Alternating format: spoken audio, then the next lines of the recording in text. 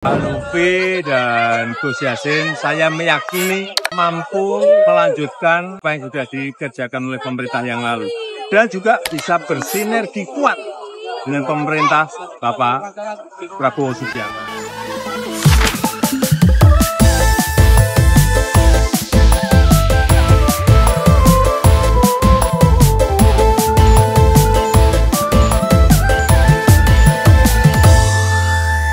Banyak saudara, banyak bahagia. Kalau ada yang susah, jangan diam aja.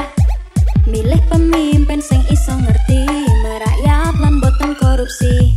Ngadepi urip kok ya sing semangat. Ono masalah ojo mung iso sambat. Milih pemimpin sing pintar strategi.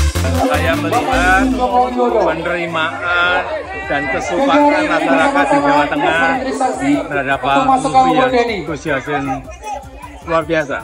Pak Lutfi dan Gus Yassin, saya meyakini mampu melanjutkan apa yang sudah dikerjakan oleh pemerintah yang lalu.